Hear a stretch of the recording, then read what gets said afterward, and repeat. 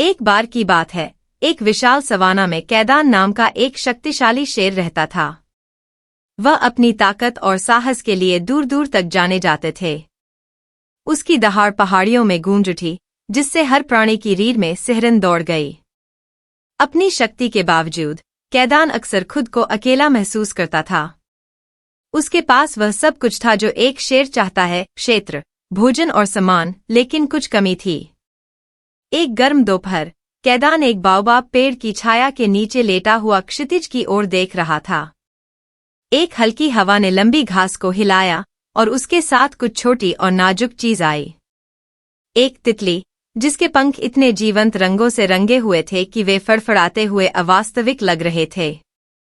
तितली कैदान की नाक पर बड़ी खूबसूरती से उतरी, जिससे वह चौंक गया।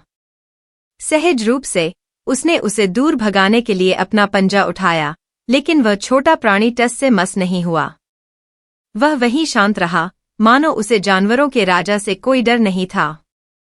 कैदान ने उत्सुकतावश पलकें झपकाईं और अपना पंजा नीचे कर लिया। क्या तुम मुझसे नहीं डरते? उसने पूछा, उसकी आवाज धीमी और रूखी थी। तितली ने आलस्य से अपने पंख फड़फड़ाए, मानो मनोरंजन कर रही हो। मुझे क्यों होना चाहिए? इसने धीमी, फुसफुसाती आवाज में उत्तर दिया। आप मजबूत हो सकते हैं, लेकिन ताकत का मतलब हमेशा खतरा नहीं होता।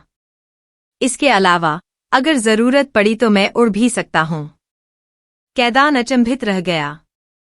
पहले कभी किसी ने उससे इस तरह बात नहीं की थी, इतने आत्मविश्वास और शांति से नहीं।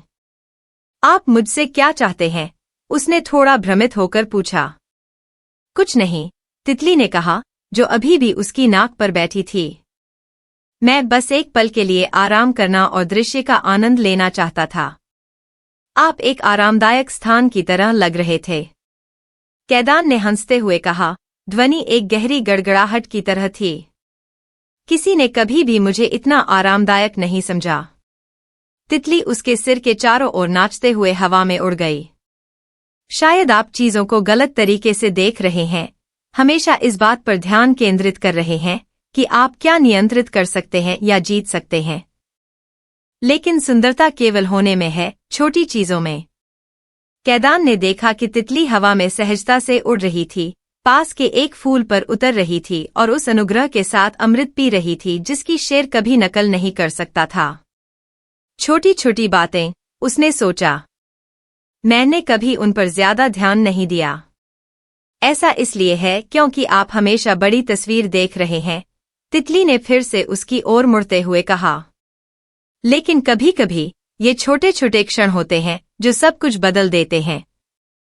कैदान घंटों तक वहीं पड़ा रहा और तितली को फूल से फूल की ओर नृत्य करते हुए देखता रहा। पहली बार उसने हवा की धीमी गड़गड़ाहट पर ध्यान दिया, जिस तरह से सूरज की रोशनी पत्तियों के माध्यम से खेलती थी, और सवाना वास्तव में कितना शांतिपूर्ण था। यह सिर्फ शिकार करने और शासन करने की जगह नहीं थी, यह हजारों छोटे छोटे तरीकों से जीवंत थी जिसे उसने पहले कभी नहीं देखा था। जैसे ही सूरज डूबने लगा, आसमान को नारंगी और बैंगनी रंग में रंगते हुए तितली कैदान की तरफ लौट आई। मुझे अब जाना चाहिए, उसने कहा। लेकिन याद रखें, दुनिया उन क्षणों से भरी है जिन्हें आपने अभी तक अनुभव नहीं किया है। ताकत सिर्फ शक्ति के बारे में नहीं है, यह जानने के बारे में भी है कि कब स्थिर रहना है। कैदन ने तितली को उड़ते हुए देखा, उसके नाजुक पंख उसे उसकी पहुंच से बहुत दूर ले जा रहे थे। अपने जीवन में पहली बार शेर को पीछा करने या जीतने की जरूरत महसूस नहीं हुई। इसके बजाय वह शांत बैठा रहा और अपने आसपास की दुनिया को इस तरह महसूस कर रहा था जैसा उसने पहले कभी नहीं किया था। और उस दिन से कैदान न केवल सबसे शक्तिशाली शेर के रूप में जाना जाने लगा, बल्कि सबसे बुद्धिमान के रूप में भी जाना जाने लगा। उन्होंने बड़े और छोटे दोनों की सराहना करते हुए धैर्य और समझदारी से अपने राज्य पर शासन किया।